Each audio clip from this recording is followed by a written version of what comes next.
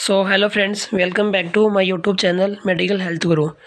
Friends, आज के इस वीडियो में अपन डिस्कस करेंगे महिला स्वास्थ्य कार्यकर्ता प्रशिक्षण सत्र 2023-24, जिसमें अपन जानेंगे कि महिला स्वास्थ्य कार्यकर्ता कोर्स करने के लिए कितना टाइम ड्यूरेशन होता है, इसको करने के लिए क्या शैक्षणिक योग्यता होनी चाहिए, कितने इसमें एज क्राइटेरिया रखा गया है। तमाम बातों की जानकारी आपको इस वीडियो के माध्यम से प्रोवाइड की जाएगी। तो वीडियो के स्टार्ट से लेकर एंड तक बने रहिए। तो चलिए फ्रेंड्स, वीडियो को बिना देरी किए स्टार्ट करते हैं। जैसा कि आप स्क्रीन पर देख पा रहे हैं, राजस्थान सरकार निदेशालय चिकित्सा स्वास्थ्य एवं परिवार कल्याण सेवाएं राजस्थान जयपुर द्वारा 30/11/2023 को यह नोटिफिकेशन रिलीज हुआ था, जिसमें निर्देशालय चिकित्सा स्वास्थ्य एवं परिवार कल्याण सेवाएं राजस्थान जयपुर के अधीन संचालित 34 राजकीय महिला स्वास्थ्य कार्यकर्ता प्रशिक्षण केंद्रों में सत्र 2023-24 हेतु प्रारंभ होने वाले महिला स्वास्थ्य कार्यकर्ता प्रशिक्षण पाठ्यक्रम 2 वर्ष, जिसमें 6 माह की इंटर्नशिप भी शामिल है। यानी कि यह आपका जो सर्टिफिकेट कोर्स है वो इसमें टाइम ड्यूरेशन 2 साल का है, जिसमें आपकी 6 मंथ की इंटर्नशिप भी शामिल की गई है। में प्रवेश हेतु योग्य महिला अभ्यर्थियों से आवेदन पत्र और एप्लीकेशन फॉर्म आमंत्रित किए जाते हैं। आवेदन करने की जो तिथि है वो आपको 1 दिसंबर 2023 से 20 दिसंबर 2023 के मध्य देखने को मिलेगी। आवेदन पत्र के साथ दस्तावेजन की 57 प्रतियाँ संबंधित मुख्य चिकित्सा एवं स्वास्थ्य अधिकारी के नाम दे 20 रुपये। यानी कि यदि आप ओबीसी जनरल या एमबीसी कैटेगरी के अंदर आते हैं तो आपको जो चिकित्सा एवं स्वास्थ्य अधिकारी उसके नाम पर सत्यापित प्रतियाँ जैसे कि दस्तावेज, उसमें 20 रुपये की आपकी जो है आवेदन पत्र के साथ दस्तावेजों की 57 प्रतियाँ संबंधित मुख्य चिकित्सा एवं स्वास्थ्य अधिकारी के नाम दे 20 रुपये। और अनुसूचित जनजाति और जनजाति के लिए निःशुल्क का पोस्टल ऑर्डर आवेदन शुल्क के रूप में रखा गया। यानी कि आपका जो पोस्टल ऑर्डर है वो 20 रुपये रखा गया है, और SC/ST वाले बच्चों के लिए ये निःशुल्क है, संलग्न करना आवश्यक है। आवेदन पत्र रजिस्टर्ड साधारण डाक, स्पीड पोस्ट, व्यक्ति सद भिजवाए जा सकते हैं। यानी कि आपका जो फॉर्म है वो कोई रजिस्टर्ड पत्र है या कोई डाक है, स्पीड पोस्ट है, उनके द्वारा या कोई व्यक्ति से है उसके साथ भेज सकते हैं। निर्देशालय को भेजे जाने वाले आवेदन पत्र पर विचार विमर्श नहीं किया जाएगा तथा वे स्वतः ही अस्वीकार माने जाएंगे।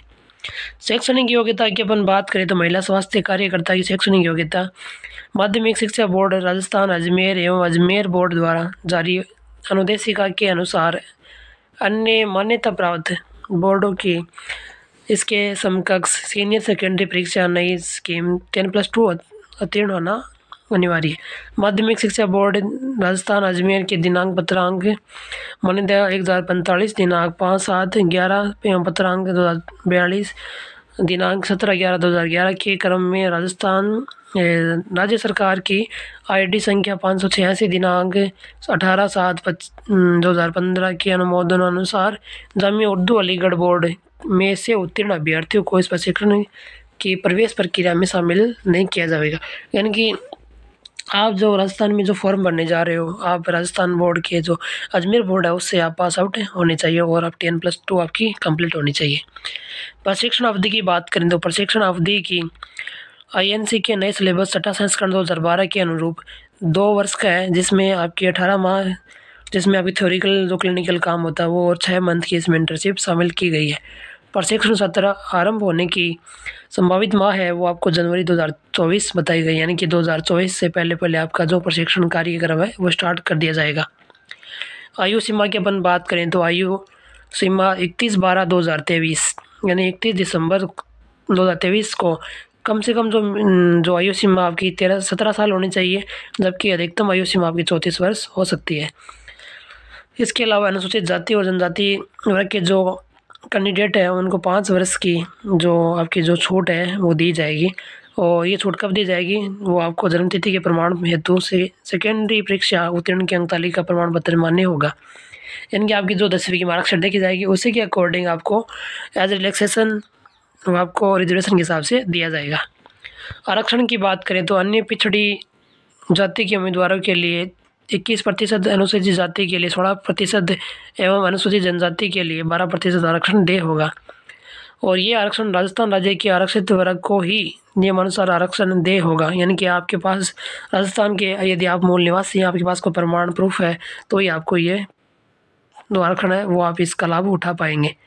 प्रमाण पत्र की सत्यापित प्रति संलग्न करें। ओबीसी, ईडब्ल्यूएस, एमबीसी का प्रमाण पत्र 1 वर्ष से पुराना नहीं होना चाहिए। यानी कि जो यदि आप ओबीसी, ईडब्ल्यूएस, एमबीसी कैटेगरी के अंदर आते हैं तो आपका जो कास्ट सर्टिफिकेट है वो 1 साल से पुराना नहीं होना चाहिए। अनुसूचित खंडों के स्थानीय अनुसूचित जनजातियों एवं अनुसूचित जातियों के अभ्यर्थियों को विस्तृत विज्ञप्ति के अनुसार आरक्षण दे होगा। आंगनबाड़ी कार्यकर्ता, आशा सहयोगिनी, विधवाओं एवं तलाकशुदा तथा निःसंतान अभ्यर्थी विभागीय चतुर्थ श्रेणी महिला अभ्यर्थियों को विस्तृत विज्ञप्ति के अनुसार आरक्षण दे होगा।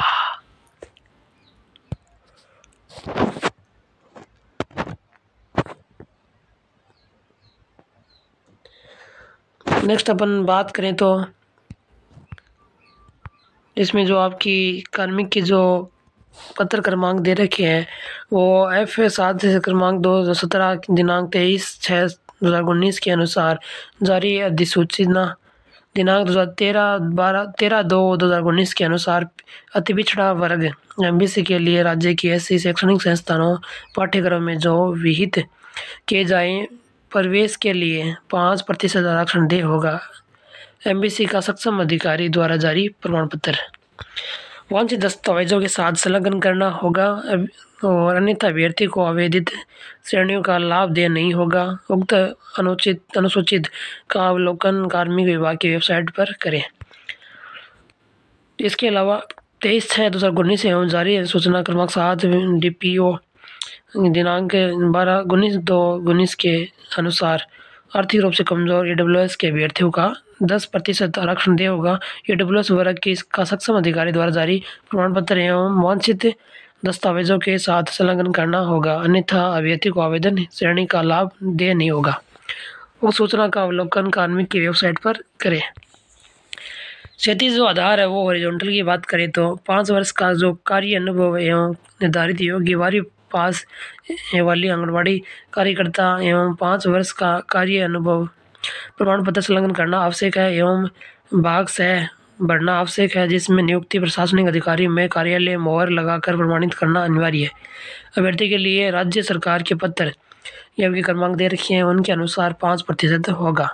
5 वर्ष का जो कार्य अनुभव है एवं निर्धारित योग्यता 12वीं पास वाला आशा सहयोगिनी के लिए इसमें भी 5 साल का कार्य अनुभव प्रमाण पत्र है संलग्न करना आवश्यक है एवं भाग से भरना आवश्यक है, जिसमें नियुक्ति प्रशासनिक अधिकारी में कार्यालय मोहर लगाकर प्रमाणित करना अनिवार्य है। आशा सहयोगिनी को आशा प्रशिक्षण मॉड्यूल 6-7 के आधारभूत प्रथम चरण, द्वितीय चरण, तृतीय चरण, चतुर्थ चरण प्रतिशत प्रमाण पत्र की सत्यापित प्रतिलिपियां प्रमाण करना आवश्यक है। राज्य सरकार के क्रमांक जो आपके इस क्रम में आशा सहयोगिनी को 10% आरक्षण दे होगा। मिलिट्री है वो इसमें 3% आरक्षण दिया गया है। विधवाओं तलाकशुदाओं के लिए 2% दिया गया है। राजस्थान राजपत्र दिनांक 24/1/19 में उल्लेखित सामाजिक न्याय एवं आधिकारिक वेबसाइट के नोटिफिकेशन 2019 नोटिफिकेशन दिनांक 23/1/19 के अनुसार निःशक्त अब जो अभ्यर्थी हैं उनको 4% विकलांग में हॉरिजॉन्टल वरीयता के अनुसार दे होगा। 40% से कम निःशक्तता होने वाले आरक्षण का लाभ नहीं होगा। निःशक्तता प्रमाण पत्र 3 वर्ष से पुराना नहीं होना चाहिए। विभागीय महिलाएं चतुर्थ श्रेणी कर्मचारी अभ्यर्थियों के लिए आवेदन की अंतिम तिथि के न्यूनतम 5 वर्ष की नियुक्ति सेवा इसमें संविदा सेवा सम्मिलित नहीं है तथा यानी कि आप रेगुलर रूप से जो सेवा में होनी चाहिए तथा अधिकतम 35 वर्ष की आयु तक 15% आरक्षण दे होगा। लेकिन ऐसे अभ्यर्थी को प्रशिक्षण में चयन के बाद नियमानुसार अवकाश लेना होगा। विभाग में यदि आप संविदा यूटीबी समेकित वेतन है पर कार्यरत है कर्मचारी को विभागीय कर्मचारी के आरक्षण का लाभ नहीं दिया जाएगा। यानी कि आप यूटीबी बेसिस पे हैं तो आपको इसका लाभ नहीं दिया जाएगा। और इसमें आप डूंगरपुर बांसवाड़ा यदि क्षेत्र से अगर आप आते हैं तो उनका 5% आरक्षण दे रखा है। उसमें नियम शर्तें आप PDF में पढ़ सकते हैं। जैसे कि उदयपुर, प्रतापगढ़ एवं सिरोही के प्रतिशत केंद्रों पर अनुसूचित खंडों के स्थानीय जनजातीय अभ्यर्थियों को नियमानुसार आरक्षण दिया जाएगा। चयन प्रक्रिया की अपन बात करें तो चयन में राजस्थान के मूल निवासी अभ्यर्थियों को प्राथमिकता दी जाएगी। यदि आप राजस्थान से बिलोंग करते हैं तो आपको पहले फर्स्ट प्रायोरिटी दी जाएगी, जिसके लिए सक्षम अधिकारी द्वारा जारी किए गए मूल निवास प्रमाण पत्र प्रति संलग्न करना आवश्यक है। यानी कि आपका जो मूल निवास प्रमाण पत्र है कि आप मूल निवासी हो राजस्थान के, वो आप इसमें प्रमाण के रूप में आपको लगाना आवश्यक है। माध्यमिक शिक्षा बोर्ड राजस्थान अजमेर से सीनियर सेकेंडरी अथवा इसके समकक्ष सामान्य प्राप्त उत्तीर्ण परीक्षा के प्राप्तांकों के आधार पर संबंधित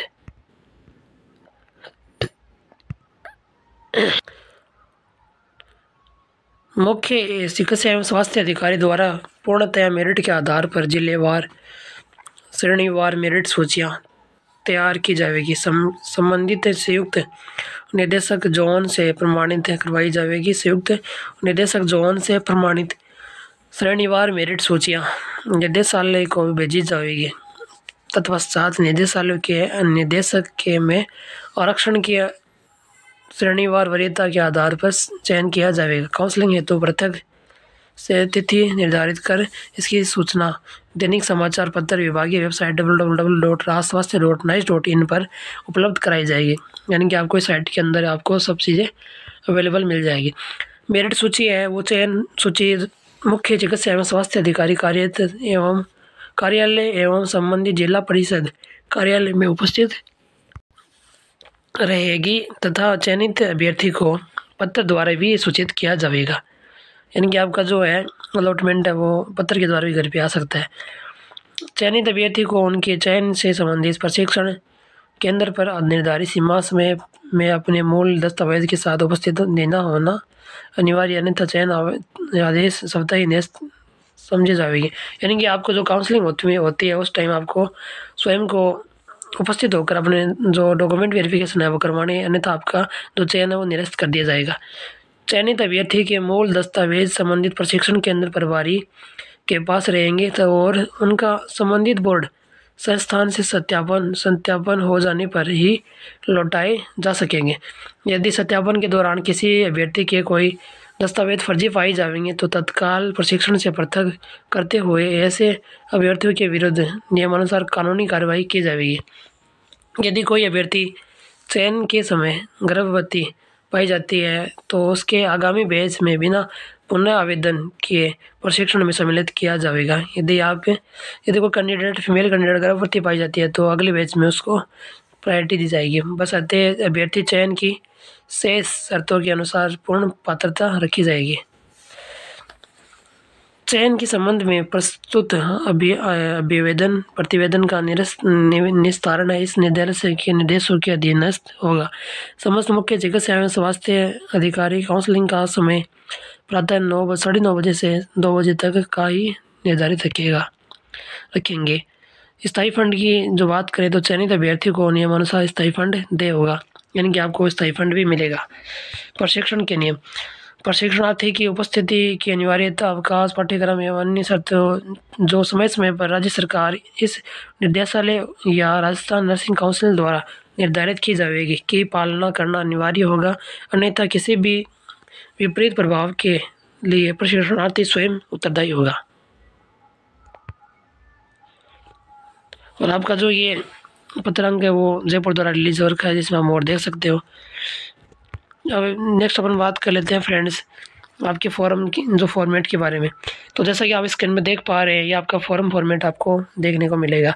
इसमें लिखा गया महिला स्वास्थ्य कार्यकर्ता प्रशिक्षण सत्र 2023-24 प्रवेश हेतु आवेदन प्रारूप। इसमें आपकी फ़ोटो लगानी है। नीचे अपन बात करें तो उसमें सीनियर जो आपकी सेकेंडरी 12वीं है उसमें बोर्ड का नाम, उत्तीर्ण करने वाला वर्ष, रोल नंबर, पूर्णांक, प्राप्तांक, प्रतिशत कितना है वो लिखेंगे अपन। फिर अपनी जो कैटेगरी है वो इसके अंदर मेंशन करेंगे। फिर क्या आप निःसंग और अर्थार्थ श्रेणी में उपस्थित प्रवेश लेना चाहते हैं कि नहीं, वो ये चयन करना है। क्या अभ्यर्थी विभागीय महिला चतुर्थ श्रेणी कर्मचारी है या नहीं, वो अपने इसके अंदर भरना है। तो जैसा कि आप इसके अंदर देख पा रहे हो इन सब चीज़ों को पढ़कर आप अपने अभ्यर्थी का नाम अंग्रेजी में कैपिटल में, पिता का नाम और पिताजी का नाम कैपिटल लेटर में, माताजी का नाम और डेट ऑफ बर्थ और ये सब चीज़ें इसके अंदर, फ़ोन नंबर, डाक का पता और मोबाइल नंबर, सब चीज़ें आपको मेंशन करनी है। और जो आपकी जो एड्रेस दे रखा है उस पर आपको भेजना है। और इसके बाद आपकी जो काउंसलिंग है वो कंडक्ट करवाई जाएगी, आपको पता दिया जाएगा, उसके अनुसार आपको वहाँ जाके आपको डॉक्यूमेंट वेरिफिकेशन कराना है। यदि आप चयन हो गए हो तो फिर आपका फाइनल जो चयन हो वो वहाँ पे किया जाएगा।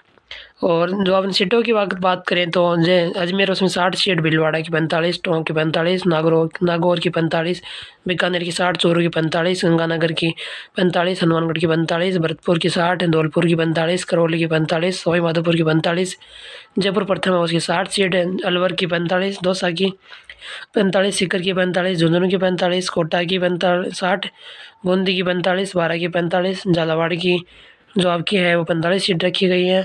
उदयपुर है इसमें 60, बांसवाड़ा 45, चित्तौड़गढ़ 45, राजसमंद 45, डूंगरपुर 45, जोधपुर 60, बाड़मेर 45, सिरोही 45, जैसलमेर 45, जालौर 45, पाली 45, प्रतापगढ़ 45, केकड़ी की 60। इस प्रकार ये टोटल 1650 सीट है वो आपकी जिलेवार के अनुसार आपको मेंशन की गई है। तो आशा करता हूँ फ्रेंड्स ये वीडियो आपको पसंद आया होगा। इस तरह की मेडिकल से रिलेटेड इन्फॉर्मेशन के लिए हमारे वीडियो को लाइक करें, चैनल को सब्सक्राइब करें, साथ में बेल आइकन की घंटी को प्रेस कर दें ताकि हमारे द्वारा डाले गए वीडियो के नोटिफिकेशन से आप सबसे पहले नोटिफाई हो सके। वह आपको तमाम जानकारी आपको मेडिकल से रिलेटेड इसी चैनल पे प्रोवाइड की जाएगी। तो आप हमारे तक कॉन्टेक्ट बनाए रखिए, हम आपको टाइम टू टाइम अपडेट देते रहेंगे। तो मिलते हैं फ्रेंड्स एक न्यू अपडेट अपॉर्चुनिटी के साथ, तब तक के लिए टेक केयर, बाय बाय।